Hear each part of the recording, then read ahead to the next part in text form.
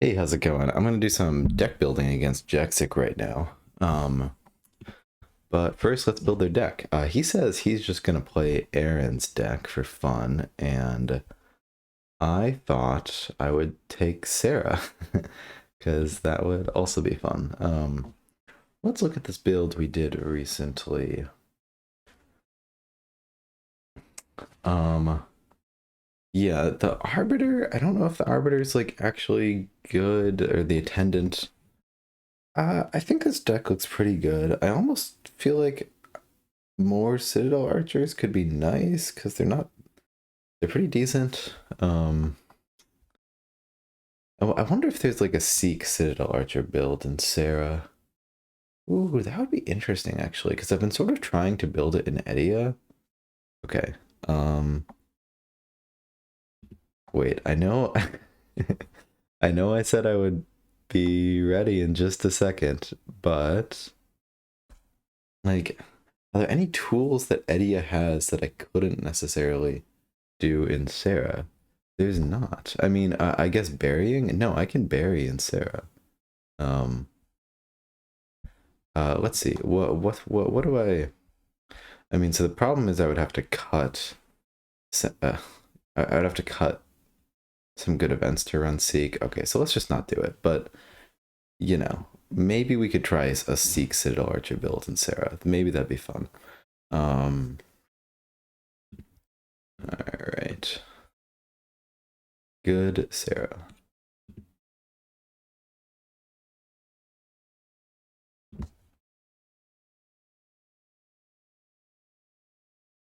Oh, and Jexik sent me a link.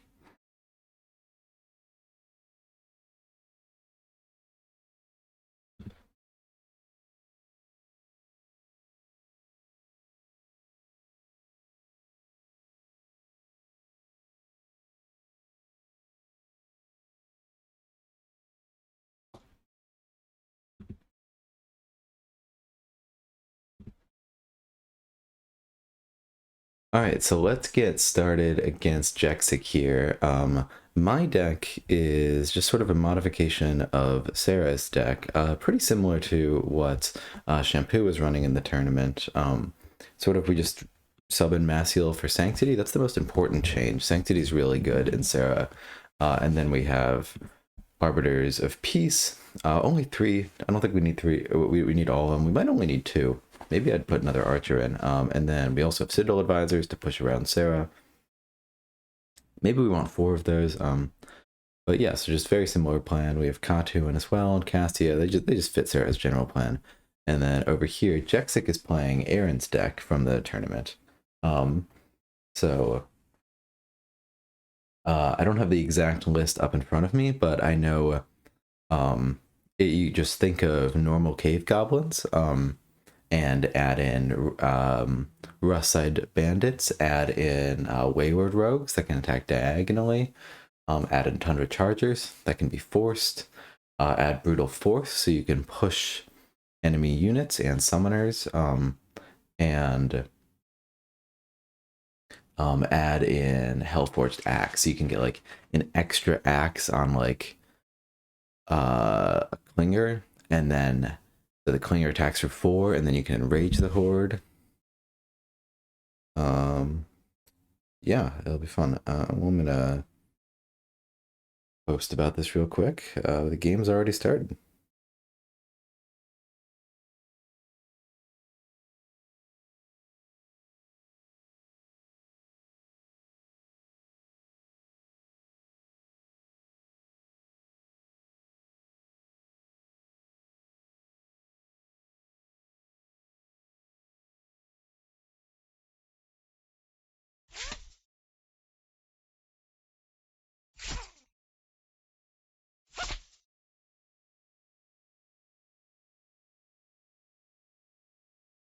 Uh, Cave Goblins, as always, are hoping to draw that early gate.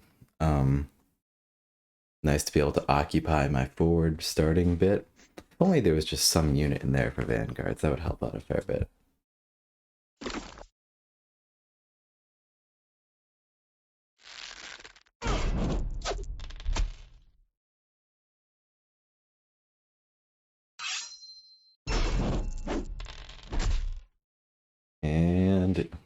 Are they gonna kill a Citadel unit?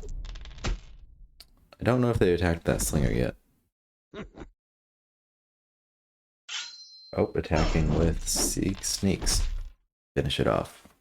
Alright, so we can get value out of Sarah's ability.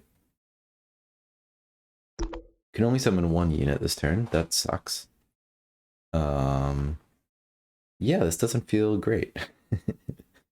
I kind of almost want to do like the Citadel Archer just to block down some spots because I'm kind of scared that they're going to charge me.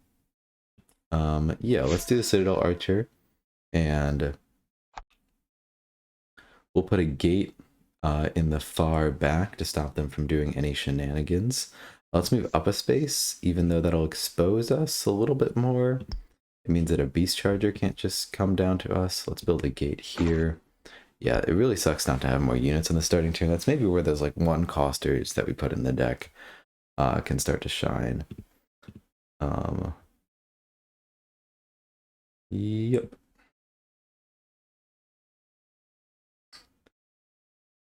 Sarah attack the Clinger. Skill issue. Archer attack the Slinger. Now I wonder if we hold a Citadel Knight into this next turn just to be sure we have a good unit. We might, just against Cave Goblins. Often I'd be fine discarding it for the magic boost. Yeah, but we're at 5 right now. Yeah, we can definitely hold a Citadel Knight. Cassia could be really good, but more what we'd want in the late game. Maybe we could bury her even. But we might want to save her too. She's good. As long as she doesn't like die immediately.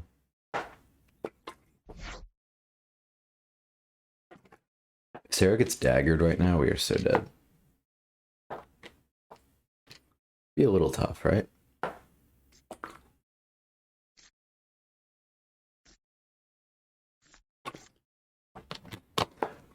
We need renewed hope or something to be safer here.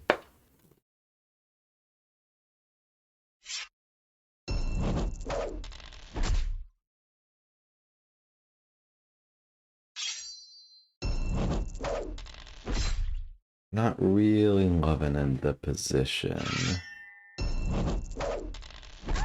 We will just see how this goes. Yep, Sarah getting beaten up. That's pretty big for them. We didn't really have much of a choice but to expose her there. Let's see, how can we respond? I'm tempted to just keep her there. I'm tempted to... If I could get a unit there, if I could push her to safety over here, but that's not safe against a Beast Rider, but it is safe against 0 magic.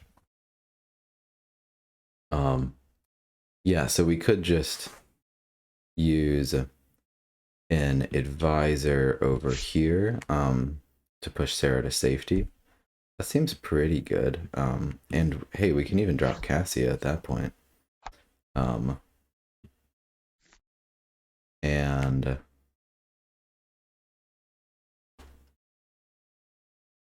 yeah, heck, do we want this other gates spot? Gate over here. That's good for us. I mean, like, Beast Rider charging down here kind of sucks, but I don't think they'll do that, and I don't think that's even that bad for us if they do that. Cassia doesn't, like, do a crap ton, and Cassia is healing, the Climber, actually. So let's do that differently. Yeah, let's go there. Okay, then we're healing the Clinger. Okay, we can't win right now.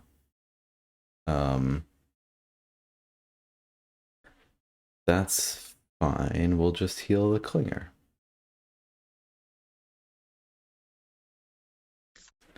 Yeah. Intel, Arbiter of Peace. That's good. If I had renewed hope, I'd play it. Maybe we will just discard it, though. We probably will, actually, because of that Archer. Almost certainly. Especially since we just played Cassia, we want more magic. Cassia can be hit by a Beast Rider. That's an L, actually. Nope, Beast Riders are gone, so we're chilling. Forgot about that. Or they're at 0 magic, so no Beast Riders. And I think Aaron only runs 2 Beast Riders anyway. Okay. Oh, we didn't build the fucking gate. Oh well. I always do that. I've been doing that more recently.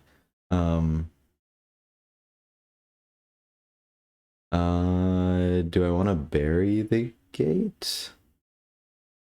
How many dice does this archer want? Probably all 5. Yeah, I guess let's bury the gate. I don't know, maybe this is tactical. So we're burying the gate in order to be able to discard all 5 of these. Even though they'd be kind of good to save, going to 5 right now is pretty huge. Against this Beast Rider, that should guarantee a kill. Sure does. And now we're at 6. Feel that clinger, but that's fine. Got renewed hope. Okay, so we're fine without that gate. Hopefully Cassia is not dead to like Axe plus Enrage right now. He sure could be.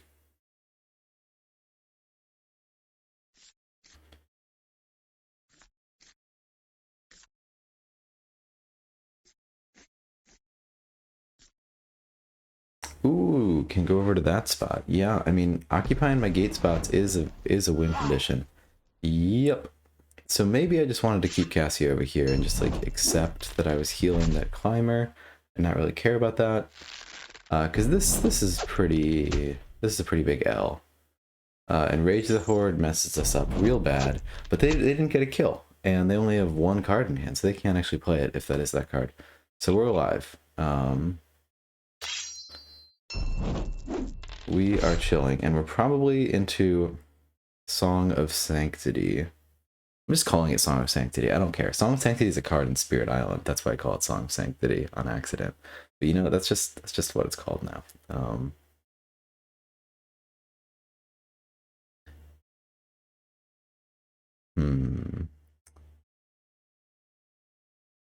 Yep.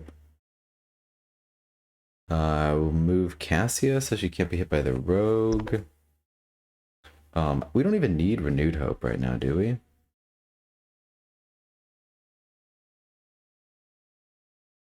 Yeah, I don't really see. I mean, renewed hope would be good to drop the Arbiter of Peace, I guess. I mean, if Cassie is assassinated, do I even care that much? Okay, the Attendant Priest could be... no, Attendant Priest can only heal commons. Yeah, I mean, I'm tempted just to Sanctity plop right there. I mean, I could just... and then move Cassie to the side, but the thing, it'd be nice to, like, put an Arbiter of Peace there, but then it's, like, impossible to kill this Clinger. I think I'm fine with it being impossible to kill that Clinger. If that's the case, though, Renewed Hope would actually help to steal, to be able to play it afterwards. We really don't need it, though. Like, oh, we can't summon the priest over there. Oof, that sucks a little bit. Oh, and you know what we can do? We can use the advisor to force Sarah 1 spot forward. Yeah. Do we then want a Renewed Hope to summon over there after being forced to spot forward? Probably not, because we're just trying to like Sanctity tank for our units right now. So do we play the priest?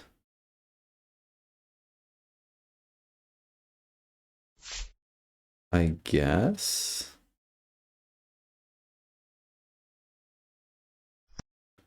I don't really know. I don't think I need to. I don't think there's any... I mean, getting that advisor to 3 health is significant, I guess. Okay, I mean, might as well.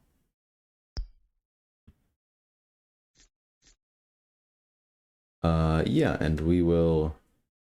Huh, that is our only other Arbiter of Peace, so I mean, it'd be real nice not to discard it, to the Citadel Archer. Well, yeah, no, we don't need to, because the Citadel Archer is just attacking like nothing really. Yeah, I mean, I wonder if I want to make this a Renewed Hope turn, and I want to move this like Citadel Archer over here to kill the Climber, and then like just summon an Arbiter of Peace right here to like make it a really big turn.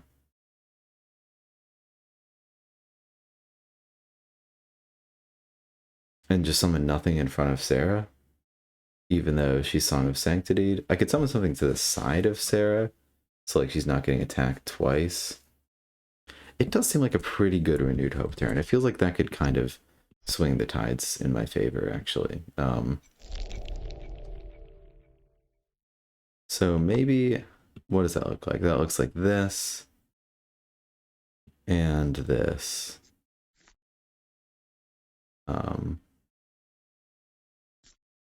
Okay. That archer isn't getting healed anymore, but that's fine. The advisor is still attacking. Yeah, this is fine. We are gonna have to hold the Arbiter of Peace, so we'll probably just reclaim a Paladin and discard that to the Archer. Okay, gotta remember to play Sanctity. Looks good. Okay, we got 3 pretty good attacks here. Hopefully Sarah kills. I had to scan the board for a Citadel unit after I made the attack, as per usual.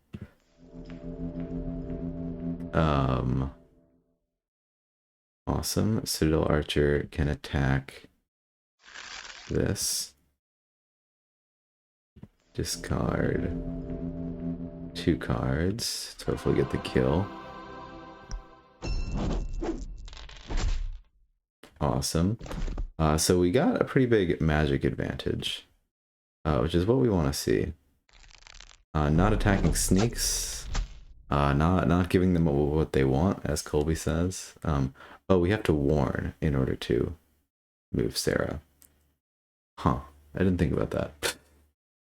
Whoops. Wonder if we should have just not summoned that priest. Oh, no, it's fine. I don't think I'm going to, I guess. Yeah, whatever. Attack phase, put that there. Magic phase, hit and turn. Draw phase. Oh, we did have another piece, but we couldn't have known that.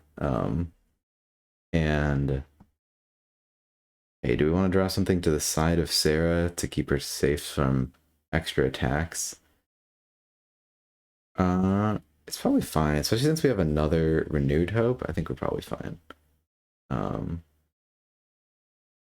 I mean, hey, it could be nice just to have another unit out here. Sure. Fine.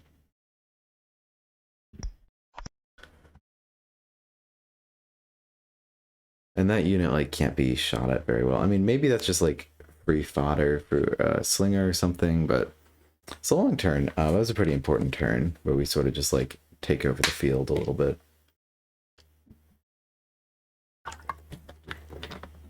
Maybe this actually saved us from, like, some crazy, like, kill Sarah play. I guess I don't think the enemy deck runs sneaks. That might be helpful for us.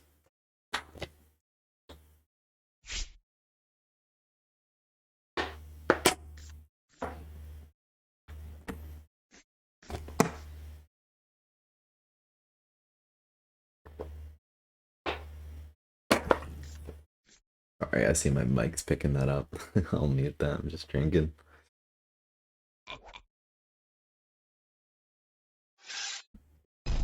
Oh, dagger coming in, assassinate some stuff. That seems good. I kind of forgot that the dagger existed. I'm glad they don't have Out of Shadows or some nonsense. Oh, they can kill Cassia because they didn't force forward. Damn it. Skill issue.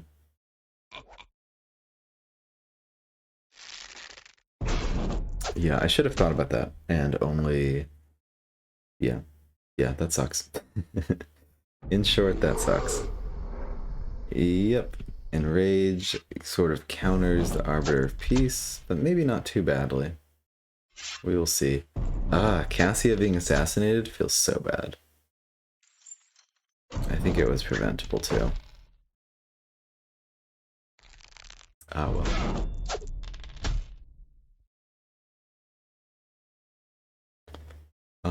Holy Judgment. Yeah, it's probably a good time for that. Alright. I don't think we need Renewed Hope this turn. We still got another turn of Law of Sanctity. Maybe I'll just get this Archer to kill that Clinger. Might as well.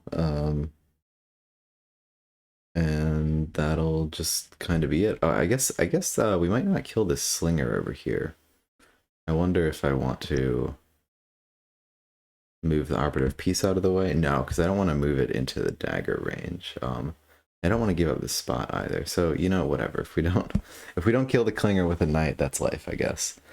Yeah, this seems good enough. What's our deck looking like right now? Okay, a lot of events. A lot of garbage, basically. So, I'll have to keep that in mind. This Arbiter of Peace, I'm not a fan of them being right there. But I don't really want to move back either. Maybe we drop a Citadel Knight. Oh, we're gonna have Holy Judgment, so that'll actually make our odds a little bit better here. Maybe we move back a space. Even though Sarah's kind of tanking, I don't know, I would like to kill that rogue, you know? And we'll just go here. Okay, and so our plan is just to keep building and we'll probably win the end game. Yeah.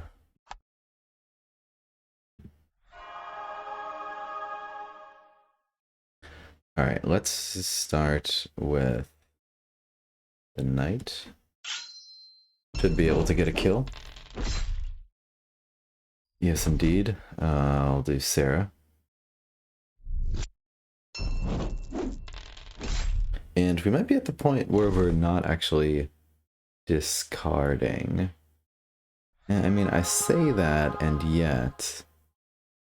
I say I don't want to discard, but then I'm also just looking at this, how this Citadel Archer could be attacking for 3 if I do discard, and that's the difference between 2 and 3 is massive. That's the difference between probably not killing and probably killing, so we'll take that. And yeah, then we'll hold Renewed Hope. Looks good. We got Colleen, bootleg Cassia. Basically. We can't let Cassia die next time. This deck, I'm a big fan of this deck though. Of just sort of any deck, just putting Sanctity and Sarah, it's just already a huge improvement.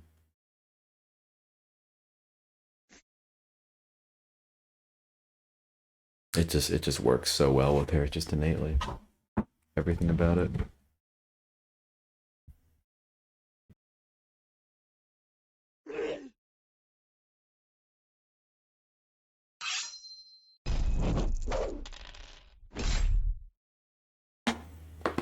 This will be our last turn with Sanctity, but we will have another one eventually. Yeah, look at them just like bending backwards to try to kill an attendant priest and even miss it. The Arbiters of Peace are definitely good in this deck. We're still only running 3, which like makes me wonder if I should. But like we're sort of only running 3 because Guarding Spirits is sort of a non-bow with it, so I don't know. Okay, they didn't kill any units. This is good. Yeah. Okay, Renewed Hope looks good here. Do I want to kill Dagger instead of Blarf? I get to focus fire one of them. Um, yeah, I mean, maybe if we really get our choice of who to shoot at, maybe we should go for Dagger. Because Dagger has been doing some nasty business with our stuff over here. And we still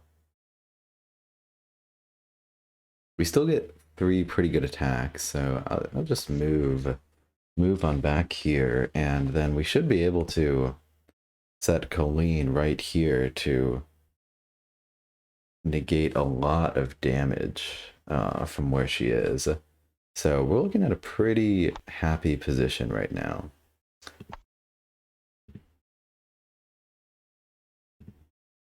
Yep.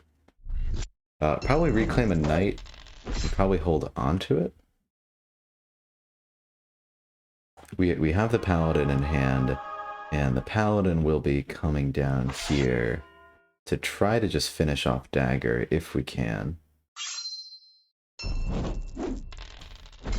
Ooh, I am noticing this. No. I was noticing this climber could run through, but actually we should be fine.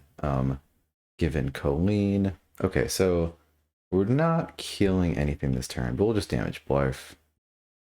That's fine. Oh, I did draw the guarding spirits. It feels a little bit excessive. I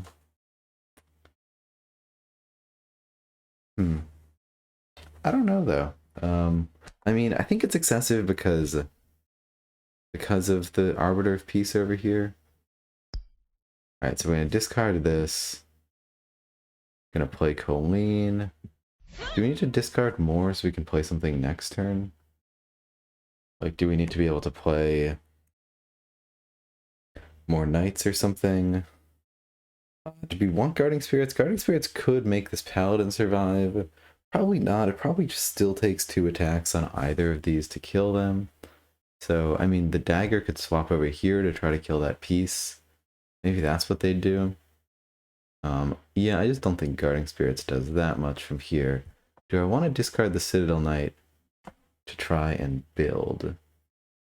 I could see the unit just being helpful, especially the advisor. So yeah, let's do it. Let's build. Kind of sucks to build a Citadel Knight, but it's fine. Oh, and we have another Sanctity. Oh, we're super chilling. I forgot about that.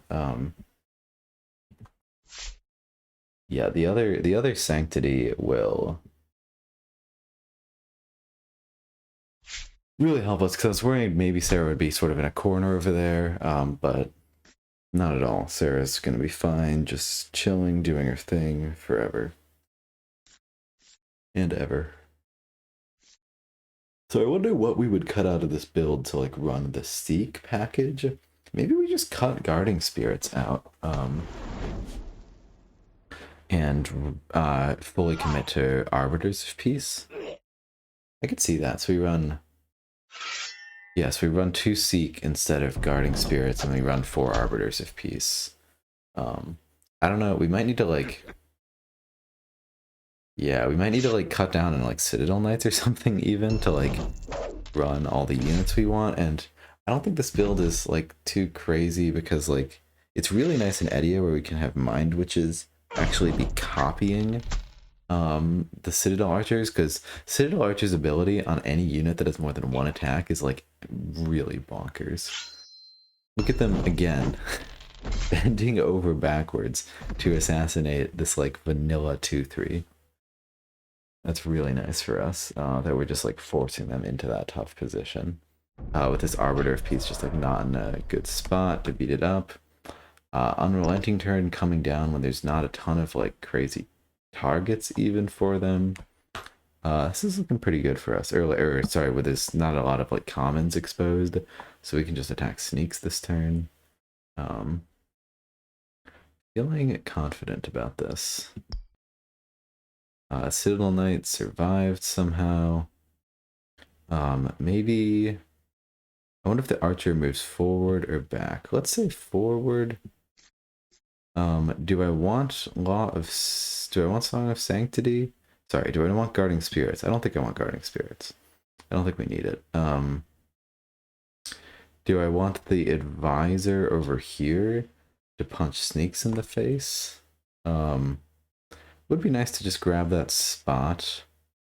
We definitely don't need it by any stretch of the imagination.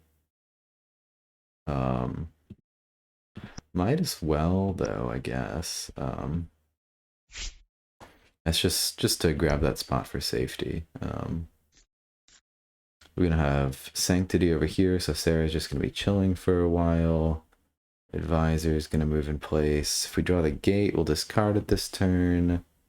Guarding Spirits, I guess we're just holding. Yeah, so Katu and Gates, so our deck's pretty much out, but that's fine. Oh, why are we... I guess we're attacking Snakes this turn? I don't know what we're doing.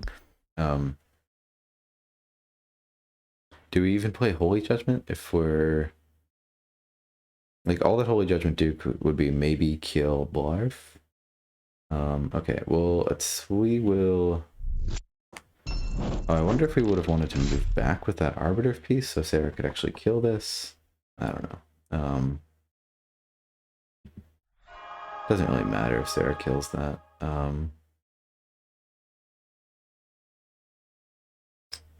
Do we Holy Judgment? We might just save it, because, like... I mean, the Arbiter piece is... The Blarf would be good to be dead, but our chances of killing aren't even that high, so, like... And the damage could be a lot better next turn. Let's just save it. It kind of sucks that we're not getting any magic this turn.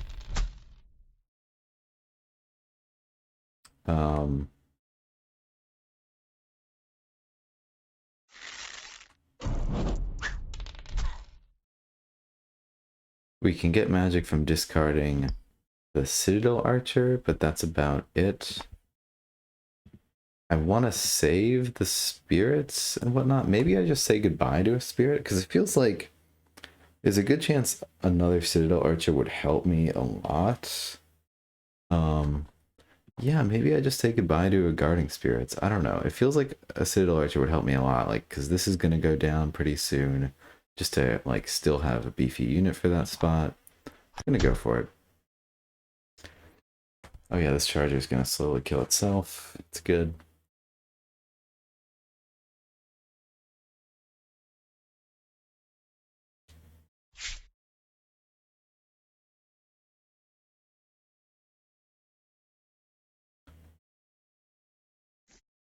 Sneaks is just gonna... I wonder if there was somewhat of a read on Jexik's part, but like, you're gonna play Law of Sanctity again soon. Sneaks is just gonna sit in here for the next 2 turns. Which is fair. They called the turn I was playing Law of Sanctity to expose Sneaks. That gate there will be helpful for them for sure. Blarf does one-shot the guy as we dreaded. The Dagger's still alive. I wonder if Dagger would have come in to kill it if we had failed. There was no chance of that killing it with both Colleen. Colleen reduced the dice down to 1, and the piece says that first damage does nothing, so we're gonna do a whole lot there. I don't know why... I'm not sure if you wanted to do that. I guess Enrage the Horde? I'm not sure if you want to do that with Sanctity up. Might as well just keep Sneaks there. But yeah, I guess Enrage the Horde, but like, you're doing like 1 damage maximum to that Arbiter piece. So, ooh, you taking down my gate? That's bad. I've already used 1 Enrage the Horde, right? Wait, maybe I'm misremembering. Ooh, you killed it. No. Yeah, I already used 1.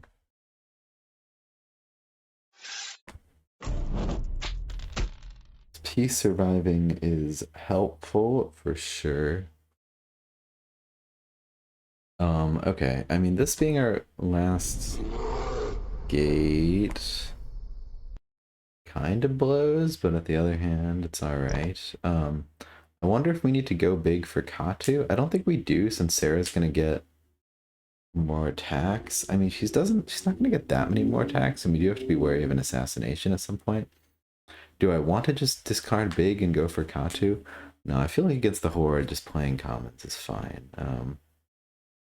I think we'll be fine. Maybe, I mean, since Enrage the Horde is gone, maybe this knight can actually afford to go over here. Here, and here. Colleen can expose herself at some point, I guess. It's not the worst thing. Sarah, keep attacking. Kill some units. We'll have some magic for next turn this time. Be good. Oh, we can even play Holy Judgment. Probably should, just to guarantee kill Blarf. Blarf's getting a little beefy these days. But let's start. I guess actually, Sarah doesn't need to... Sarah doesn't actually need to kill that thing. That thing over there. Because it's gonna die. I wonder if we did like this instead, if that's any good. No, it's fine. Yeah, we'll still attack with Sarah just to get the card. I think it's worth it. Card and the magic. Oh, there's Unrelenting up. What the heck? I'm dumb. Okay, well I just gave them that unit back. Well, we're not the brightest. I think we play Holy Judgment. Our units aren't super killable right now, and killing Blarf is real helpful.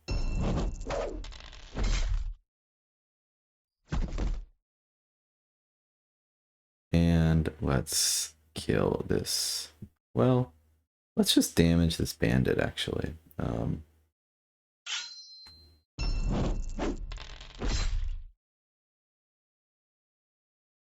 Maybe I should have killed that charger, because it's kind of in a prime position.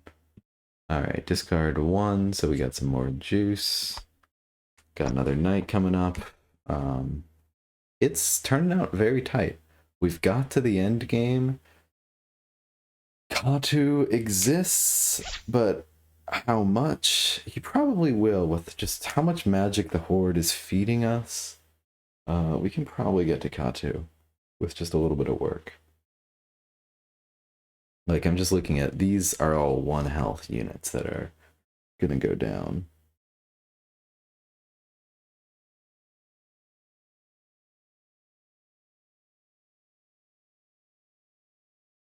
It's a tight end game for sure. Summoned Horde Slinger. 4 times. I don't know how many died to Unrelenting or whatever. I'm trying to think like if we can set up like a Citadel Knight Sarah sort of safety chamber where Sarah can keep attacking against this deck. I think we can. Like Dagger, we gotta be wary of Dagger coming in to like assassinate Sarah, but there's not really any ranged unit, so like a Citadel Knight should be kind of guaranteed safety for Sarah. Skill issue. Do you think you can damage that? Yeah, Colleen's been huge this game. Oh my goodness. Wow. That's really funny. You think you can damage that? Come on, you've lived this long. You've lived this long. Ah, wow. Look at how many dice that thing tanked, though. That's pretty crazy. Gate comes down. Colleen is exposed. Dagger's gonna probably die next turn.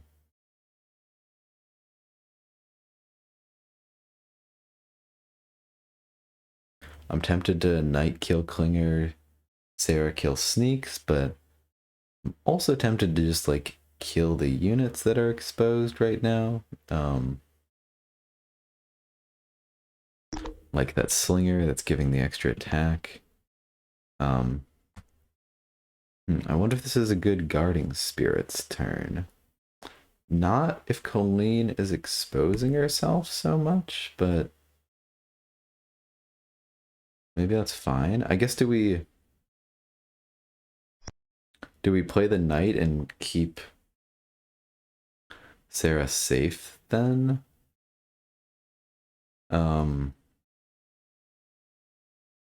Yeah, if we play this knight and just move over here, this is a pretty good guarding spirit setup. Okay, our attacks are on the clinger, on the slinger, and on dagger. We could also force Sarah to other places on the board. Yeah, no, this is pretty good. I don't love playing that knight because that means Conti might not come down, but hey, this is a... If we can be getting safe attacks... Oh wait, no, Sarah's not safe. What am I talking about? What am I thinking? No, Sarah can be attacked right now. Okay, this would do it. Yeah.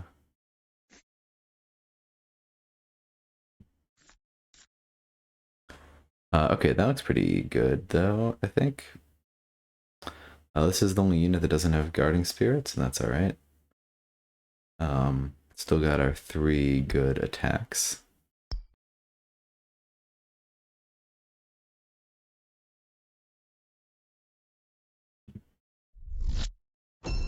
And yeah, I think we should be able to get a lot of late game value out of Sarah with Citadel Knights protecting her, so that's hopefully just going to be our setup forever. Normally the punish for that is ranged units, but I don't know if they've got a ton of that.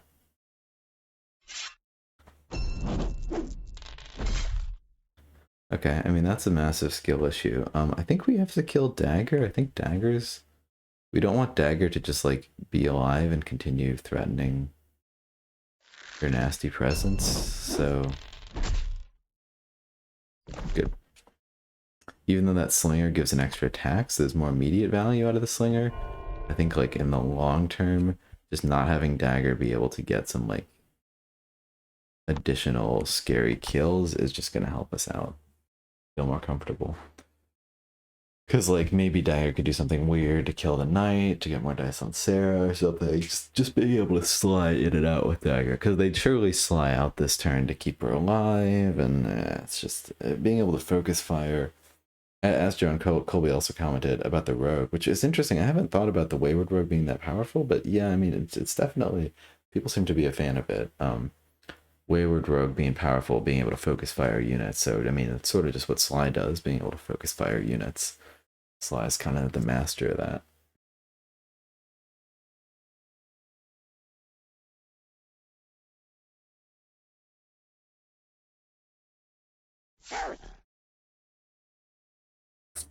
Beast Riders coming down. Should be able to get 4 dice on that knight after sneaks attacks to hit off the guarding spirits. It's real good that there's reminders. Because it'd be a lot harder to remember otherwise. Ooh, Brutal Force. Interesting.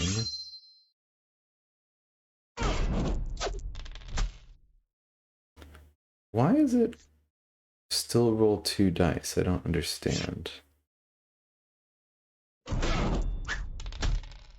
Like, shouldn't it have been 2 reduced by 1? I'm gonna go back to that moment. Here, let me mark down the turn, because there's something else. There was another time that happened. Oh, I see what you're doing. Pushing out of the way for Sarah. Get to Sarah. See, there was a way to get to Sarah. Getting screwed. Let's see what turn this was. If there's some way to like swap into the Beast Rider, you can even kill. Okay, turn 17. Oh, and we missed. They swapped into the Slinger and attacked Colleen. Okay, cool. Yeah, we are in the danger zone with Sarah. And actually, have we seen the other Brutal Force? That's something I should have been playing around more just this whole game. Yeah, just not seeing any Brutal Forces ever makes me want to be cautious as all heck. Um, Gotta discard our spells.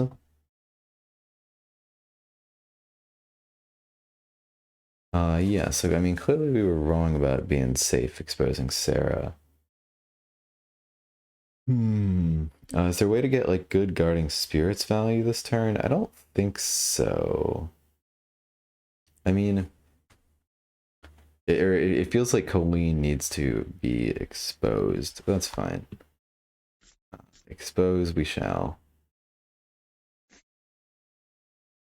Um, I guess a rogue. Have we seen both axes? Elforged axe. We've seen both axes, yeah, so I'm not really worried about a rogue kill right now. They could push the knight out of the way and then do something. Yeah, I'm not too worried. I think we should be fine. I wonder if we start working on the bandit because the slinger is protected right now. This advisor is no longer protected by Colleen. Not that it really ever was. It's fine. But we could first force Colleen one space back. We could force Sarah one space back with that. Might be worth it. Kill the Beast Rider, that's good. Oh, and that would actually let us protect the advisor. I guess we'll do that. Gosh darn it. That's unfortunate. And yeah, I mean, another Beast Rider could push it out of the way. No, I think we're still fine. Okay, let's attack. Yeah, let's attack this Clinger.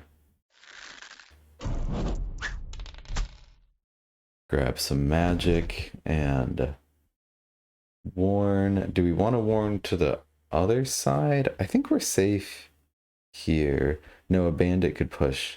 Bandit could go from here. Wayward rogue could go from here to here to push the knight to the side. It's the same thing over here, though. Wayward rogue could also push the knight to the side there. So I don't know. I feel like this is just forces them to expose more or something. Wait, do we not have another guarding spirits? Why did I think I had another guarding spirits? Okay. Well, it's fine. I don't know. I mean, it forces Cicera to the safer spot anyway. I'm not worried. They only have 2 cards left. That's all we got to get through to get the W. Just need a bit more magic, then Katu could come down. It'd be nice if we don't have to discard the knight to get to that. We will see shortly whether that's true or not. Okay, this is good. Not having another Brutal Force or anything to get to me, not having the Rogue, they probably would have played if they could. Man, Colleen is like actually popping off this game. That's pretty sweet.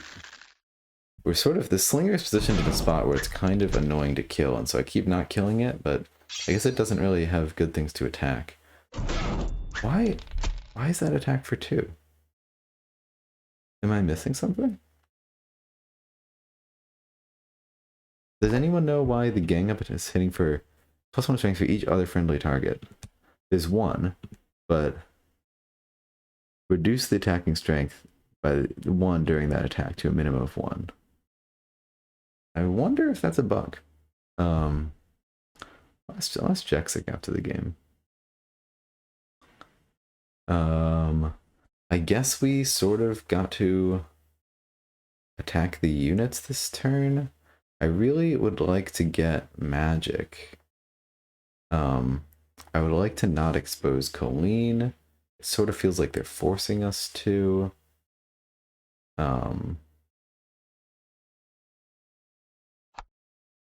Maybe we just go like this. I mean, like, bringing in a full health Citadel Knight would be nice. Do we want to move the Arbiter of Peace away so we could, like, actually kill these, like, slingers? If I move the Arbiter of Peace here, then have they could summon a Beast Rider, and we don't really know how many Beast Riders are in their deck, so um for the Beast Rider to come down from there, so we'd probably want to do like this, and so we'd probably want to summon the other knight, which would put us down to 2 magic, and we go back up to 4, but like this be nice to get Katu down at this point. Be nice to have the magic for them next turn. Yeah, so I don't know if moving that Arbiter of Peace out of the way is in the cards right now. We might just need to hope to get lucky to get some kills here. Yeah, okay, so let's just do it. And so we're being a little bit greedy, holding on. I mean, like, do we really even need Katu to win here? Like, I mean, it should help, but like, just the knight itself is... The knight's pretty good. And just getting... Yeah, I feel like... I'm reinventing the wheel here. Like if the knight is a good play, just do the knight. Get the piece out of the spot where it protects their unit. Now we'll be able to, now we have all of our units protected. We're able to kill their units very well. Colleen's still in a protected spot even. It's kind of hard to get to Colleen right now. It's pretty hard to get to Sarah as well. Maybe Sarah moves 1 spot to the side. No, I don't really think they can get to Sarah right here. Yeah, I think this looks good. Let's start with this attack. And I mean, Katu is still in the cards, like, to some extent. Probably. Just get rid of all these extra attacking units. That'll be helpful. Get this bandit to die pretty soon. I mean, I think we will have won the game by the time Katu is playable, but hey, I mean, it's... You know you've played a good game if you are playing a super econ deck and you don't end the game with any extra magic. You know you're in a good spot. Those last 2 cards might be garbage, because I feel like you'd want to play units. I mean, they just took that turn so fast, too. Wow, skill issue.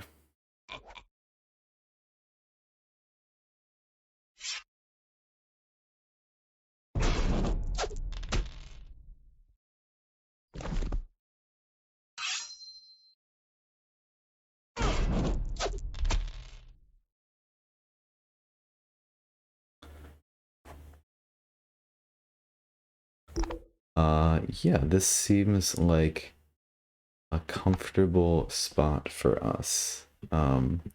Where is Sarah safest right now? Is she safest there? Do I need to move her? I think she's safe there. What could they do? Like Brutal Force, push it. I mean, they could just kill it and swap in with something that could shoot Sarah. I think it would only be shooting for 2 though, and we've already seen it in Rage. Oh, I should be thinking about Baldo. What if they have Baldo magic? They do have Baldo magic. What if they have Baldo? Did they discard a card? If they discard a card, they absolutely have Baldo magic. They did. So it's Baldo. They got Baldo. Where can Baldo go? Nowhere super scary right now. So I think this is fine. I think it's a fine setup. Oh, do I want to think about moving that Arbiter of Peace away? Like, so I can actually kill their things this turn?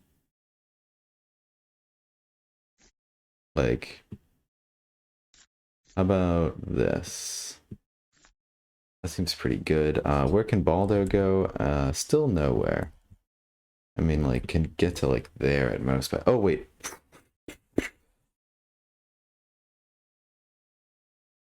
We could have just lost the game. Oh, boy. Oh, goodness. Okay. Well, that's humbling, at the very least. I mean, what if I just don't move the piece up? And so I just do this. Do this. And I don't know, we can go there or something. Like, is there any weird Baldo? So Baldo could get to here. And then I'm not too worried about anything else, though. I mean, is Sarah trapped? Is Sarah trapped with Baldo over there? I mean, I guess I just don't want to let Baldo back here at all. But like hell am I leaving space?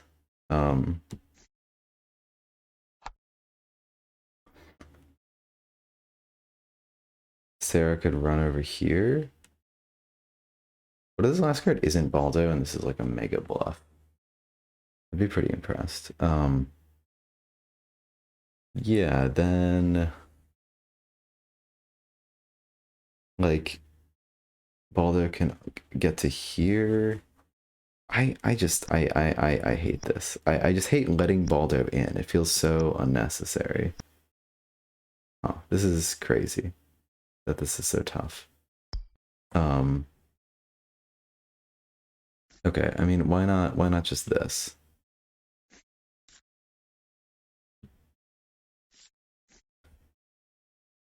Now, the most Baldo can get to is to here.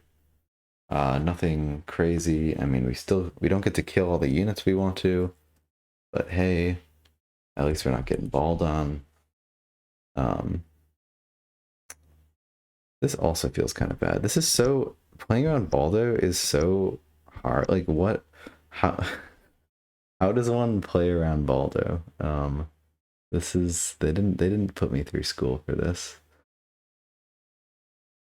Like, because we want to kill these units too. It would just be nice to just freaking kill them, right? It would be so nice. What if we just did this? Can't believe I'm still taking this turn. Okay, Baldo. Now Baldo. Okay, Baldo can still get there. I don't know. And with a unit behind it, like let's just go with it. I think we've thought about this enough. The point is, it's hard to play around Baldo right now. The climber can get to there. The last unit's a clinger. I don't know. I just want to kill the thing. Somehow we're not killing that bandit, which kind of sucks.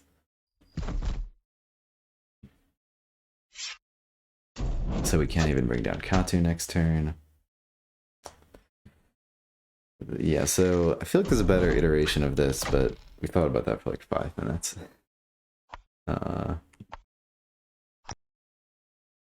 Let's see it, Jexik.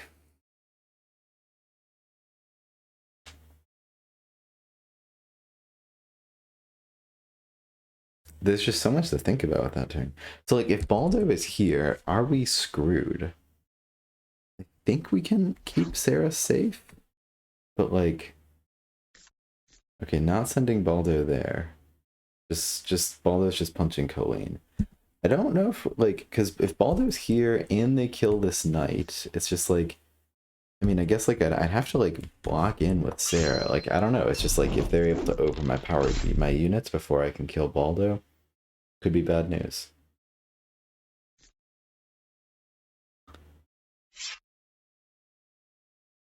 Wow, massive skill issue. Colleen is such a champ right now. Like holy crap. Again with the extra dice. What is going on? Like that is extra dice. I'm not crazy. I think that's a bug. I'm going to have to check with others to like confirm that this is what they think as well. Okay, is there a way to get this Arbiter of Peace to annoy us less? How's this? Can Baldo get to anywhere crazy? He can. Baldo can get in between there. I mean, I think that's just a necessary evil. We get to kill some units this turn. I think this is good.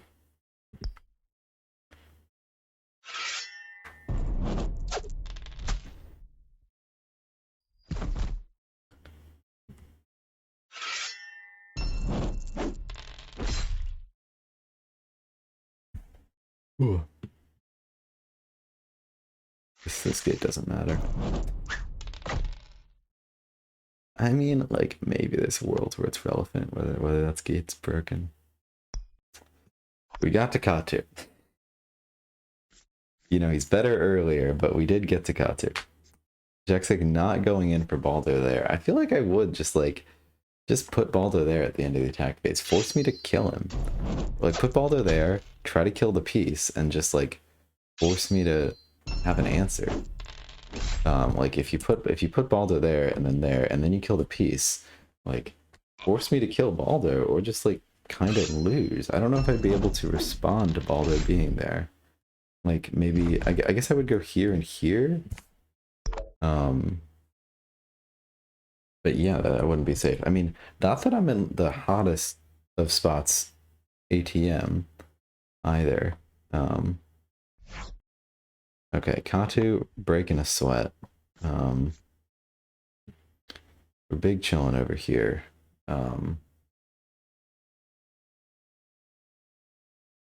Yeah, I don't know. Let's go over here. Well, you know, at this point, let's just like actually fucking play around Baldo. How about?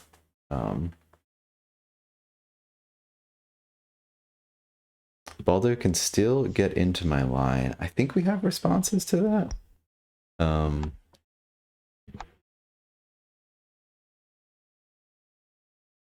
Let's attack sneaks first. I think we want to push Sarah up just to like stop that from happening. And I think this game should be ours. But playing around Baldo, especially since like he's just still kind of new to me, I'm still kind of scared of it. If we don't kill this climber, we definitely don't want to push up. Okay, that climber can get to there. That's kind of bad. Oh, we don't even have a card to push with. Huh. I almost lost because of that. Good thing that climber's not in range of sneaks.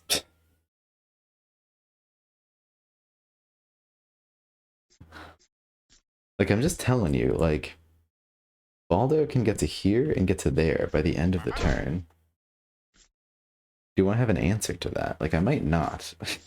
Like, I need to go through the game very meticulously, but, like, I'm just not sure I do have the answer to that, especially with that climber coming in. If we lose this game, it's going to be nuts. Like, that's wacky and wild.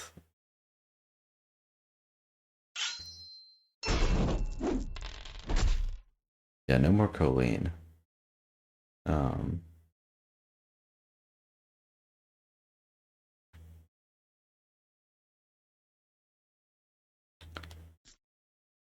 Yep, he's going in.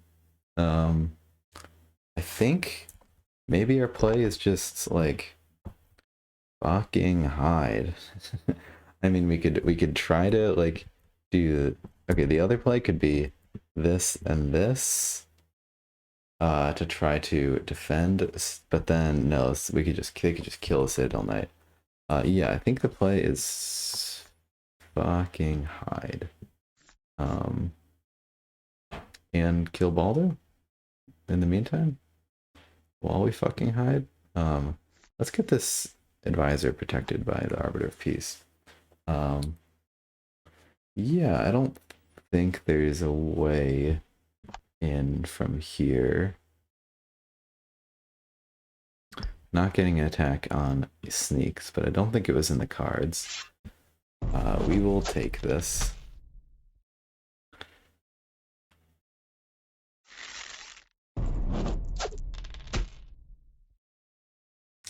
I guess I'm still attacking this gate for some indiscernible reason. Gotta get that one more magic to win the game. We really, like, this game... This game was surprisingly... Both players were very efficient, economy-wise. We both reached the end of our game with just a little bit of change to spare, which is exactly what you want. This is real scary, huh? Baldo's getting in there.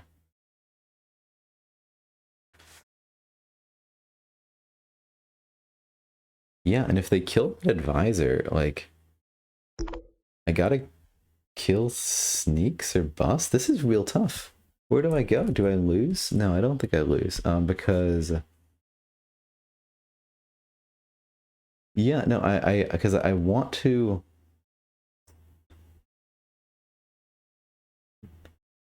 If I go here and here, I want to attack sneaks, but I have to be safe and protect Sarah. But if I just protect Sarah, I think I lose. Um, I guess this would have been a reason to move Katu back one space, so Katu could be the one attacking Baldo. So I think I gotta just do like this.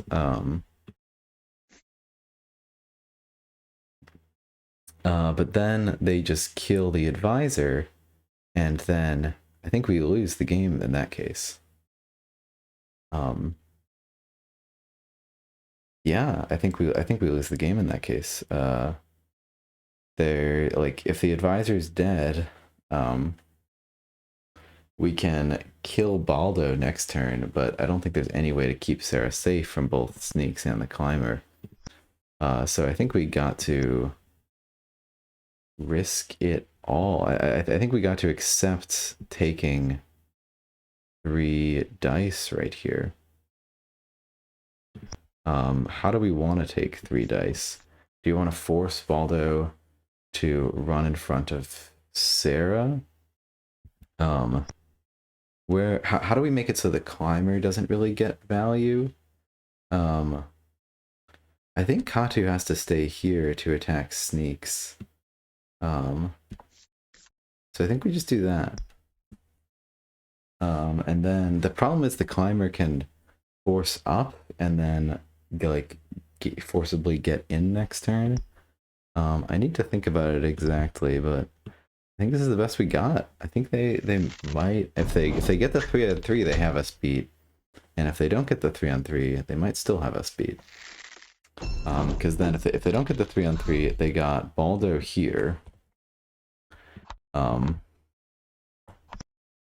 Baldo here. We kill Baldo, but then they can just sneak in. I think. Wait, why are you not just going for the 3-on-3, my guy? Oh, did we play around it? We played around Baldo! We are such gods without even knowing it. Baldo can't just go to any 3 spaces, because Baldo from here can only go to here, here, or here. That is awesome. We played around Baldo. We are so dabbing everywhere. This is amazing. We are a machine. Okay, they're still gonna force... They're still gonna force a 3 dice. So this is just either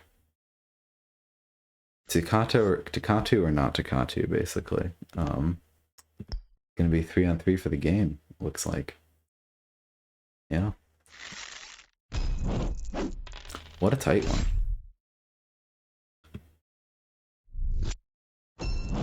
No Citadel unit on the board. Not that it would really matter. Alright. Tebaldo or not Tebaldo? Let's see it. You gonna run in the corner like a coward? Yeah, but Sneaks is too afraid of taking those 6 Katu dice. And that is game. What a game. What a recovery from Jexik. Look at how tight, like, even though I'm playing this wacko econ deck, I guess Jexik ended up with more magic at the end, but like, but I mean, that's after killing all of like my last few units, like down like a few turns earlier, we're just looking at like, we each have like 2 magic, and like, that's it. We each have like two more like potential magic to get. Or like I have more units on the board. They've got 2 magic. No, you hated it. I thought that game was awesome. I thought that game was crazy. Like it's crazy that we both got to the end there. I'm sorry my turns were so long, by the way. There were quite a few turns. I was like, oh wait, I have to do this. Do you want to? You're welcome to hop into voice chat. Yeah, let's do it. Sounds good.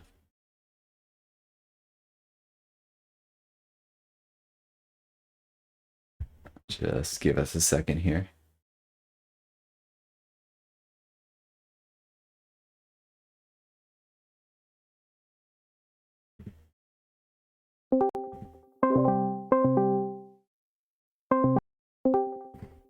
Hey, how's it going? All right. Like I was saying, hold on a second. Let me Hey, how's it mute going? the stream. All right. All right. Yeah. So that's better now. Yep. I forgot to mute the stream, so that it's like hearing. Yeah. No, no. You Yeah. you sound good. Yeah. What? I don't know. I was trash talking the deck building channel because I was like, why are people saying Brub is NPE when you can put Peace and Colleen and Citadel Knights in the same deck? Because a lot of times you're gonna attack, and it's like, well, you're just gonna do 0 damage. And that's cool. That's just what's gonna happen. This is your Yeah. life. And I think it shows how resilient this sneak stack is. That it can like also win a late game against a I late game deck. know. That was so impressive, honestly. I didn't think I had it. I thought I lost a bunch of times, but Boldo just was Boldo, Baldo was and Baldo. I Exactly. just kept trying to go for it. Kills later on, like stuff that wasn't in the auras, kind of like when I just decided to kill that advisor or whatever, just to like get something killed or like have dagger suicide to kill one more Citadel Knight. I mean, that was the one time I felt I actually got lucky is when I got that 5 out of 5 on the Citadel Knight that was previously untouched that turn. That's just, uh, You'd gotten really unlucky in that. Like you rolled so many dice in that Citadel night, though. You it's like, kind and then and then it had no, yeah. yeah. You kind of deserved it. But yeah, I mean, obviously, like I just ignored Katu, which I think was the right thing to do, but that was interesting when you were in that position, like the turn before the end, where like I couldn't get Boldo next to Sarah, even though he was back there, because you I'll just like, yeah. yeah. I'll be I was honest. just like, I thought you could. I hadn't even like I took like 2 minutes in that turn because I was just like, yep, there's no way Baldo has to get to me. And then like oh, you took your turn, I yeah. was like, oh wait, he can't get to me. I'm such a genius. Yeah, I was like, yeah, Boldo can't. I just have to fight my way through. And then I was like, well, I really just want to kill the advisor so that I have something there. And then I just thought, fly out so that you're forced to deal with it. If I just kill that advisor. So with 6 melee, I was pretty confident I could kill the advisor and then Yeah. Yeah. move on. Yeah, an interesting dynamic with this deck is that like you like Sarah. So Sarah likes to like just have setups where it's just Sarah next to a Citadel Knight to get infinite Sarah attack value, and you would think like that the sneak decks would struggle against it because they don't have that many ranged units, and that's like the usual counter to like Sarah Citadel Knight setup. But it seems like Brutal Force is how this deck like deals with Sarah trying to like position herself well. Like you had that turn where you pushed my Citadel Knight protecting Sarah out of the way and then got 4 dice on Sarah. Yeah, I was just like, I'm just mad. I wanted to get some dice on her. Yeah. And then, well, both my brutal forces were the bottom 5 cards. So Ooh, that's tough. the card that was showcased in that tournament, I just didn't even have a chance. Then you didn't give me that many openings anyway. I don't think. I think you were like really far back, so there weren't that many, or kind of in a situation where you had a guy diagonal in front of her, so that even if I did brutal force her, I couldn't get anything else to like tap her again. So I think I don't know. I wasn't watching your streams, but I wonder if were you thinking about brutal force the whole game now, or No. Wait, so, no? so, so, so sorry. So what was the first Brutal Force again?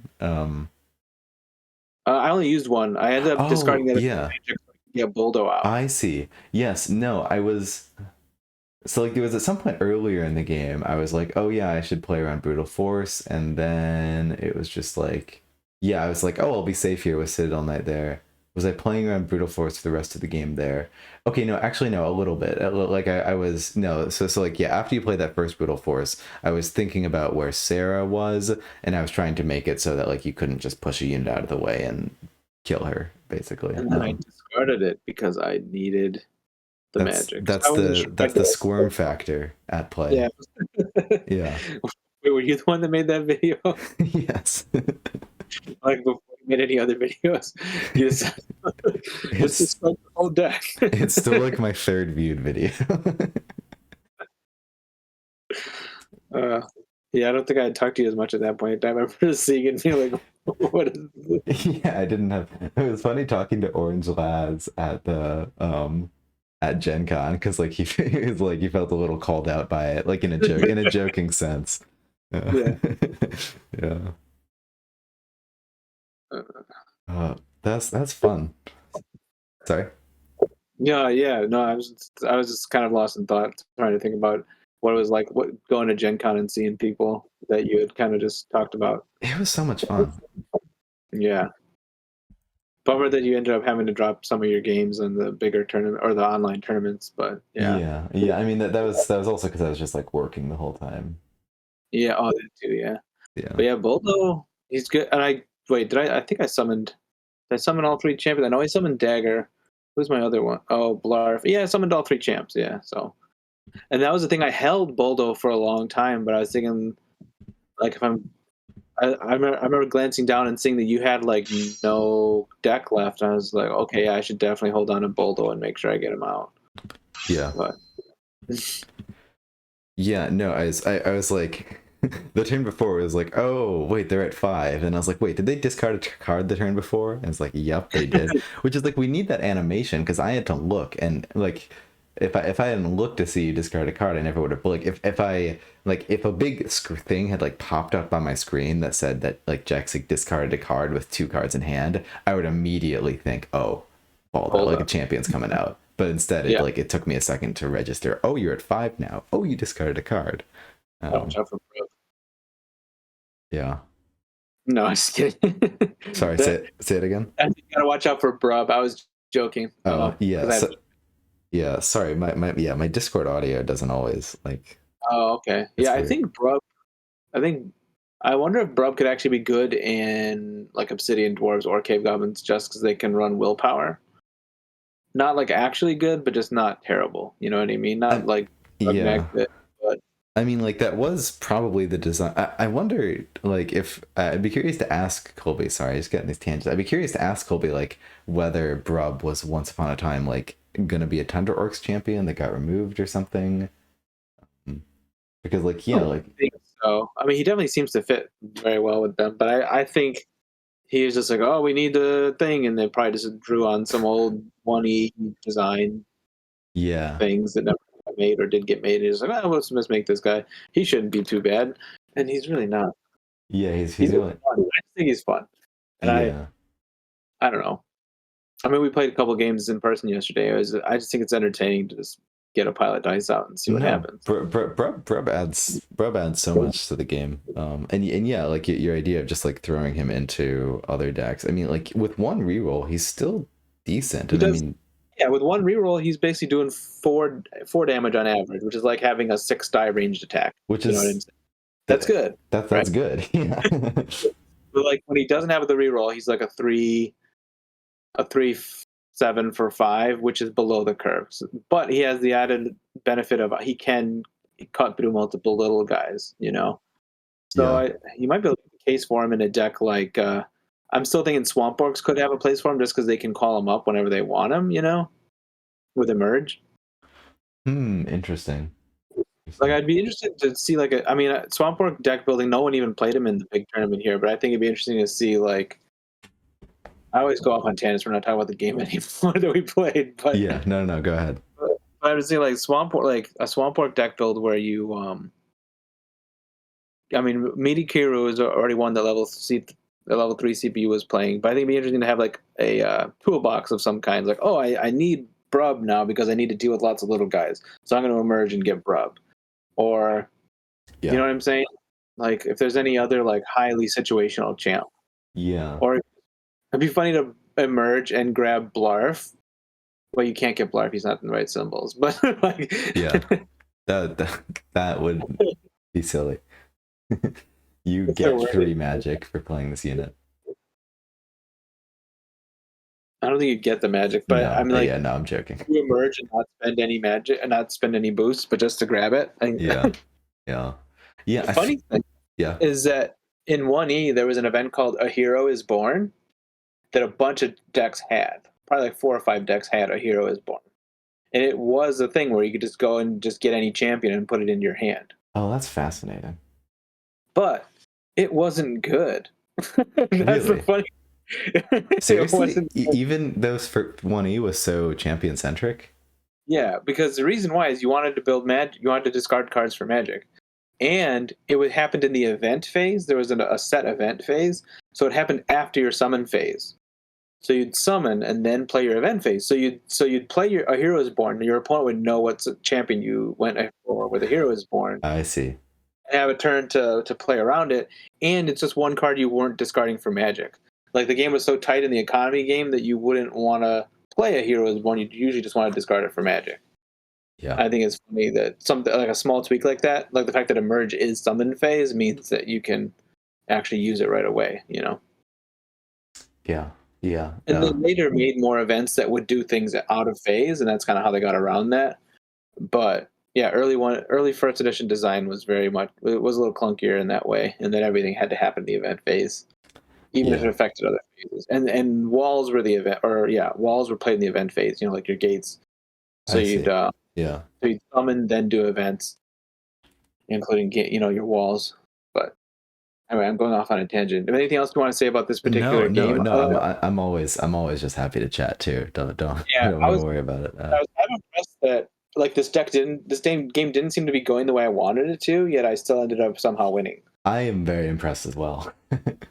because, because like so I mean it's like yeah, and I played like verbatim Aaron's deck as far as I know, because like we Yeah. were scouting it out and trying to figure out what what it would be, and Yeah. I had talked to him about the deck before a while ago, so I'm pretty sure you could go on and check out the games too yourself. But it's like two of every common I had, and then two of every event I had, and that's Yeah. that how the deck works. And it's got Dagger, Blarf, and Boldo, which are all great jams. And he Yeah. often said that he would win late games, at least when he's on his road to 1400 or whatever ELO. So Yeah. uh, Maybe I'll start spamming it to get top tier.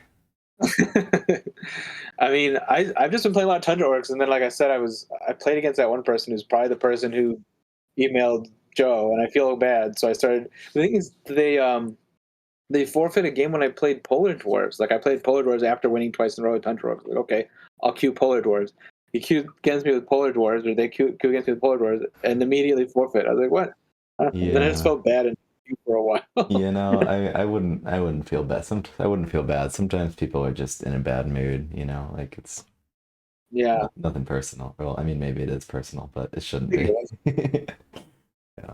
And then, but it's like I mean, I didn't have Brub in that deck. That was my fun. I was like, I'm gonna play my fun, goofy Ice Smith deck, and they weren't having it. Yeah. I mean, I was really happy in the stream that everyone came to the rescue for Brub. There was no one in the chat. Say it again. Well, yeah, it's just funny. Like shampoo and stuff was like, no, Brub's fine. Yeah. I do regret that I didn't play Brutal Force in the main event, because I kept thinking Brutal Force would help me get out of some of these jams, just because it does things. Like even just one Brutal Force might have been good rather than like the Vine Gate I kept trying to run. Yeah. But Yeah. Yeah. um, That makes sense. but I do think like I mean they showed the game with Turtle Freak, but I do think that he was running different stuff. He's running Smashers, which I wasn't running, and I'm running my like hot takes as you call them were running like Bear Cavalry and Drudgers, and I still stand by those Yeah. two units. But Yeah, for sure. um, I do kind of want to, maybe not now, just because I should probably get into doing some stuff. Yeah. But I want to try that Breaker deck, but with Mortar and Rust Riders, and because I want to just test the interaction, like whether mimics the upgrades you put on a structure. Because if so, Mortar all the way. I Oh, think yeah.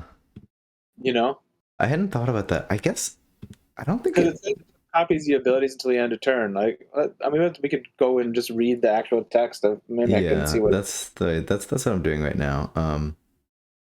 Place this under friendly structure. It's It bad. has this ability. It gives it the yeah. That should work. It has this ability. So Mortar upgrade gives an ability. Yeah, Yeah. and I mean that's an ability, and Mind Witch gets all the abilities, so that should work. Kind of But like how Vlox works, where if you add a hand cannon to it or whatever. yeah, yeah, yeah. I wonder if oh yeah, does Mind Witch not get the hand cannon? I guess that makes sense. I guess you can't run turrets. Yeah, because they're logic, but yeah, definitely I would. Um, we don't Yeah, have a deck that can run Mind Witches and turrets yet, but someday. someday. Yeah, yeah, definitely. Definitely tell me how that goes. I'm curious to hear about that. Yeah. Um, I'm curious real quick if you have any like thoughts about the Sarah deck, and because I Oh, the know one you I were. yeah, I know that you think that Sarah is too weak and needs a lot of buffs, and so yeah, like is there anything, yeah, like what have Event you Suite. seen other sorts of Sarah decks? Sorry, go ahead. Yeah, Event Suite looks strong. I mean, I know Archer's kind of your pet unit you're testing to see if it works. I think it's probably good that you cut down to two of them because, like we were saying, you don't need more than one out, really. Oh wait, I was thinking back to the Yeah, Mind Witch no, deck. yeah, no, no, no. Just looking at the Sarah deck. Hmm. We can look at the my which, but so well, I'm asking because I noticed that Shampoo was running Yeah, like a scholar. It seemed Scholar. like, or He also had a loyalty, or I don't know if he did too. It seems so hard to cut either of these. Yeah, I'm wondering if if you've seen anything else out there. I would change the Event Suite. You said you don't think you I would. don't think I would. Yeah. I don't think I would Yeah, either. um.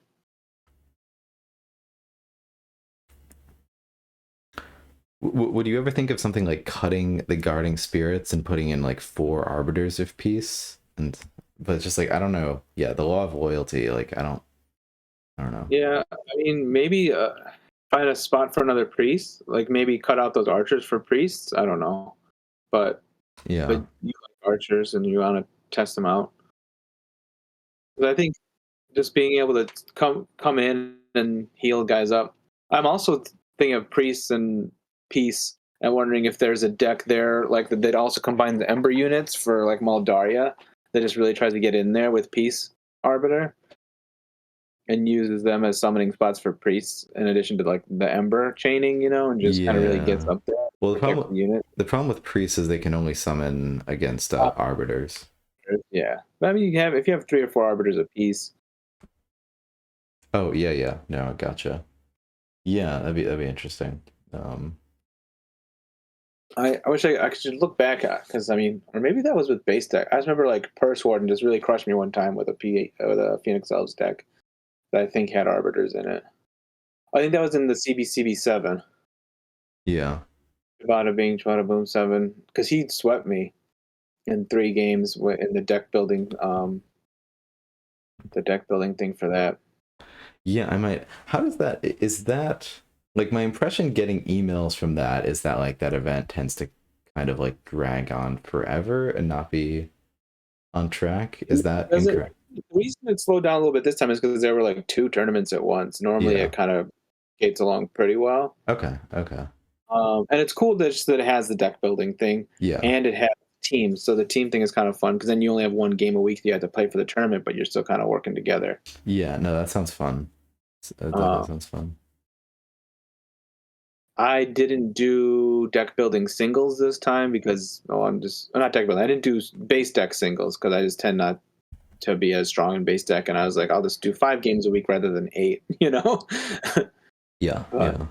I did both team events with Lil Nips and Purse Warden. Yeah. Yeah. No, I definitely like think about joining up on that But sometime. I think he'll keep doing them. Yeah, Yeah. just periodically. And it was one of the first things that actually incorporated deck building in any kind of event. So we were doing it still back in like the 10 faction days when Prophet was first doing a similar kind of brutal force deck with dagger in it, similar to Yeah. what Aaron's playing now, but without Boldo basically, or axe, no Boldo, no axe. Oh, Yeah. this is the brutal force turn. This is the brutal first turn. I had a okay. It did 0 damage. Okay, Yeah. Bandit, please save Wait, me. but real quick, this Oh, bandit, the interaction. So the interaction there is that the gang up happens after the subtraction from Colleen's ability. why? I don't know, For each, but that's yeah. so it gets +1 strength, and then her thing reduces the strength, but it can't reduce it to a minimum of 1. So it reduces it down. Oh, So he had 1 strength, reduced it down to 1 because it can't go any further, and then gang up happens, and he rolls 2 dice. That's why that still got a hit. that's still, yeah, I guess that's kind of because this is when this unit attacks, Yeah. and each Does hers time, say before it? I think hers says before it attacks, maybe. Each Colleen. time a friendly unit within space is targeted by an attack. So Target. does So targeting happens before the attack, maybe, because yeah, like you're targeting and then you're attacking it. that's kind of yeah, that's a little bit I mean like at the very least I guess that would imply that you get to choose the order, though I could also see like each time this unit attacking should be like a blanket that happens like before the 3 steps of the attack phase, which is like because the attack phase is like doing an attack is defined as like you choose a target, roll dice, add damage, and so Colleen says do it as part of the targeting step. I don't really know what step the bandit is. I get yeah. Yeah, but I think it's like during the attack, kind of. I don't know. I rules like I know you're into it, but like nitty gritty is like one of my least favorite things. So Yeah, I just know how it works. no. Your answer was helpful. Well, no, because the way it's written, it does imply that like it might. Because I was like the whole time I was like, wait, this has to be a bug. This is ridiculous. But the way you say it's like, no, this might be the way it's supposed to work. I need to think about it some more. But I mean, it's the way I noticed it work in the past, just like with cave goblins. Even if you do gang up there to Colleen, because they have lots of guys that might have one strength, like a climber. A climber using gang up would have the same thing happen. And here I get one die, but I get a that hit. climber using gang up, yeah, that's interesting. Here I was just not to push you because I didn't want you to be able to run all the way to behind the gate or behind the knight. But Yeah, makes sense. Yeah, these turns are yeah. So this was like a turn where I mean, like all these turns, I'm thinking about the second brutal force. which I did have in hand, but eventually I discarded because you have my 3 magic and like I think 2 cards or maybe. Yeah. Yeah. So one is brutal force and one is Boldo at this point in time. Another impressive thing about this game is just like how efficient it feels like both of us were, like magic wise. Like neither of us, like a lot of games that get to the end game, like one player has like 7 unused magic, and I guess you did have a lot at like the very end, but for the most part, we both like used all of our magic. Yeah. And I was trying. I mean, the thing is, cave goblins are kind of easy mode in that way, and that you can almost always play everything, especially if it's going to be a longer game. Yeah. Um, which is one of the reasons I like them. I think it was interesting they pointed out on stream that Aaron doesn't play cave goblins in stock in base deck. They're Yeah. like with either of them. Neither of them had a bad, or neither of them were ranked with their base deck, those base deck factions that they brought to the thing. Yeah. I'm ranking all of them now because I've been trying them all this season just to get a little more well-rounded. But Yeah, me as well. like, I was in like level 4 in the league for a long time, and it didn't seem to make sense. But Yeah. there's some factors I just choose not to like. Still, like Fallen Kingdom, I do not enjoy, and some other ones. I'm trying to get better with Bungle Dwarves. Yeah.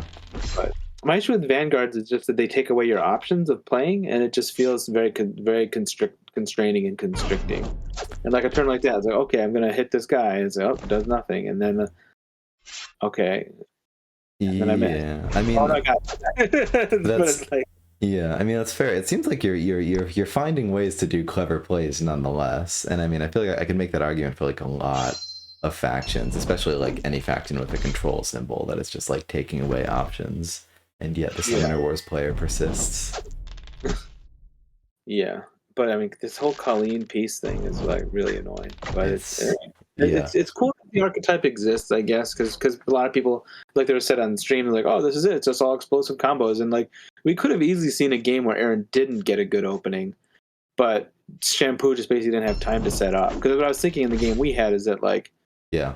you got a pretty good setup for a while, and I was like, I don't know how I'm going to crack this. I almost forfeit halfway through, and they're like, well, let's just see what Boldo can do. Let's just see what. That's really funny. Yes, I'm sorry to force you to stomach the Vanguards. It seems like a really good game came out of it there. So Yeah, but it's interesting. I mean, it was like, you know, it, we got to do different things, and I don't know. Sneaks just gives you so many options, and I've been jamming him a lot in base deck this season. And yeah, having good success with it. And just looking for interesting clings. Like I'm just like obsessed with doing goofy clinger maneuvers and stuff. I didn't get to do as much of that because this deck only has 2 clingers. So sometimes I was looking for another one, but it's like, nope, don't got it. yeah. Or but least he has the bulldoze styling. Just like I'm just gonna randomly go over here and then diagonal in. Yeah, I was surprised you didn't Baldo in early. Like I was worried like on that turn that you would like go into the center there or something. I mean that's Well, it's a, all night, So I mean, like I feel like Boldo, I want him to stay alive as long as I can. And if yeah. I just don't, what's he gonna do? Like do 1 damage to the knight because of peace, And then Yeah. No, it definitely worked for you. Well, what I was worried about was like you would occupy that spot like in front of Sarah, and then on the next turn you'd be able to move. Like I wouldn't be able to oh, to the reposition in corner. such a way, yeah, to Yeah, like that's possible. but I wasn't But also, like I have to be able to reposition too. I can't diagonal out without being able to move. yeah, So if you around him, then I can't you can't move 0 and diagonal out kind of thing. yeah, and so like it was, and I was like, But I did diagonal in because I was like, okay, now let's do this. now you I can was kill hoping it. to, I was hoping to get a 6 out of 6 here and just kill the knight and then just be like really sitting pretty, but didn't work out quite that way. But I didn't even slide the climber in because I'm like the climber is not going to be able to kill the knight, so not I shouldn't even try. And then from there, yeah, I was just kind of waiting for an opening from here on out. Yeah, and you got it. I wonder. I think there was a turn where like I could have moved. I could have moved Katu to the advisor spot instead, and I regret that because it ended up being once you killed both these units.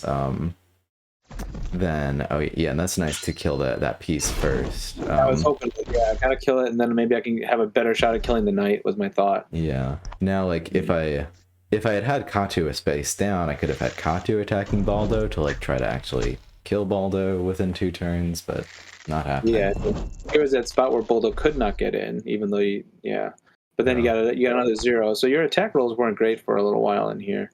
Although that was decent. That's what made me scared that like sneaks could just die. Yeah. So that's why I slide him out after trying, like I said, going 6 dice on the advisor to make sure I kill him, and then hope I have a play the next game. And it all comes down to the 3 for 3 at the very end after such a tight game. Yeah. Yeah, you say that's a coin flip? Pretty much. Yeah. Although here you could have killed Boldo if you got 3 or 4 hits there. You could have had Sarah finish Boldo off, but then you're like, I'm not going to try for the 3 out of 3, and then you get the 3 out of 3 and kill Climber. But even if I saw the Climber, I could have gotten 4 dice on Sarah with the Climber. Kind of better to kill the Climber. Yeah, that's because I could slide and go for 4 dice. Yeah, that's why I did that. Yeah. Yeah, well, that was a lot of fun. That was a great game. Thanks. I should get going, but we'll do this again. Maybe even if you don't have anybody for tomorrow, I can maybe do it tomorrow because I'm actually off work tomorrow. Yeah, no, I sure don't. That could be nice. Alrighty. All right. Well, it might be earlier in the day or something, but yeah, I'll let you know. All right. See ya. Bye. That's a lot of fun.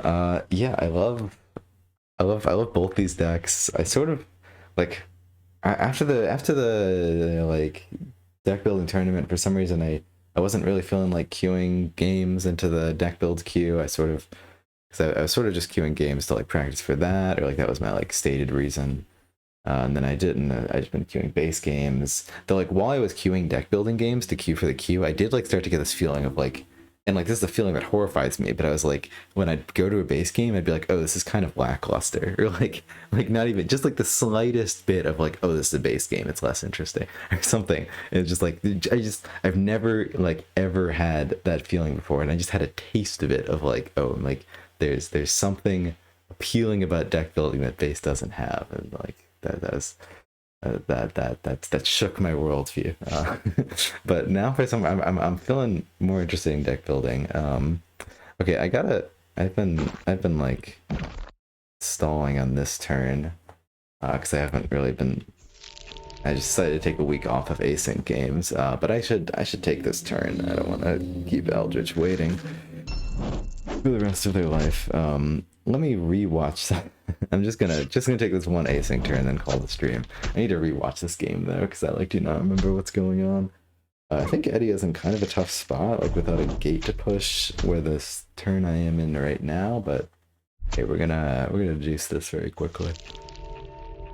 Got an early learn, that's good. We have the combo in hand. We like drew the combo in hand like turn 1, but like wasn't even very good. I think we like perpetuated. Yeah, we played a Seek out of hand, Just because I was like turn one, I think we like actually had the combo, and I was like, well, I'm just playing this Seek because I'm not gonna get to play this combo for a while. I don't know, so I'm just gonna do it. Um, okay, so our second Seek is down, so that's our only other Seek. So we're looking kind of dead in the water combo wise. I think we'll like I don't know if I wanted to do that, but like, can I really be afford to like hold 3 events for the rest of my life? So I see why I did it. We buried Malianar. And then I think this is the turn that we're on in the game. And yep, just being defensive, saying, you want to punish with Edia, good freaking luck. I think we're going to have to pivot to some sort of playstyle here that doesn't involve, like, doing good things.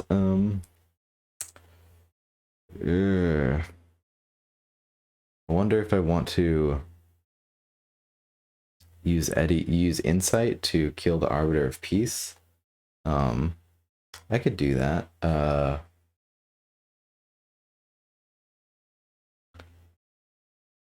Like, and then I could have the Sage kill the Priest. I don't know.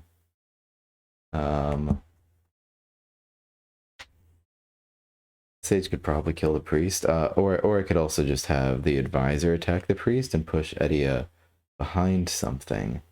I don't know. Maybe we just persist this. Just freaking play Insight and pray. I don't know. I think we got to get up there. So I think our moves are just like, I guess we just hope we draw a gate, maybe. Just there. I don't know where the Sage can go that it doesn't just get like totally punished. Maybe there, and then Edia goes there, and if we draw the gate, we'll go all the way up. Yeah, it looks pretty good. I wonder if we play the Sage just to like cycle our hand, because I kind of want to like play units that are good. Just play the Sage to cycle our hand since we're going to want to discard, but probably hold both of those events. Kind of a weird play, but I'm not against it. I mean, like, we could have like 5 magic for Malianar or something. No, I'm not against this play. Oh, wait, no, I do want, oh wait, no, I played Insight. We don't need Psychic Assault. Should be fine without it. All right, let's seek. We do the gate immediately. That's nice. Okay, in that case, I mean, I do like this Advisor. I don't know, maybe just the Advisor attacks the gate or something. It's nothing crazy, but eh. I wonder how far up we want Edia to place the gate. Probably just as far up as possible, really. No, I think I want them to like if they're gonna kill that Advisor, they gotta kind of work for it. I mean, Valeria can literally just kill the Sage on her own. Let's force them to work for this just like the tiniest bit. To kill that Advisor. Let's just go pedal to the metal over here. Start a build phase. Drop that gate. I mean, maybe we'd rather drop it there on the other side. I think I just want to drop it this side just to cover Edia's flank. We aren't at 7, but that's not too big of a problem. Let's seek again. Awesome. So let's hopefully kill the Arbiter of Peace. We can hope. And we did it. Nice. Let's look at our discard pile. What have we discarded? We discarded a lot of Advisors. Advisors would probably be helpful next turn to the point where I might like want to hold it. The Scholar is kind of ideal in my hand. This is like kind of the perfect hand. I think I will exploit because that's worth it for the damage, but like this is honestly a pretty perfect hand for what we think we're going to be doing next turn. We don't necessarily need 2 Scholars though. So, I mean, we drew a bunch of cards this turn. We're not heavy discarding like we would like. Maybe we should have kept that Sage to discard it, have some more magic.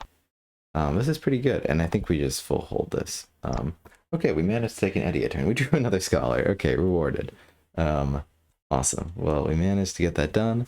Okay, thanks for tuning in. Jexik, thanks for coming on. That was a fun game. Definitely hype for some deck build. I feel like I have a lot of ideas that I want to just be trying. I might be queuing even some deck build asyncs for next week's streams. But yeah, thanks for coming by. I maybe be on tomorrow again with Jexik. We'll see. All right, I'll see you later.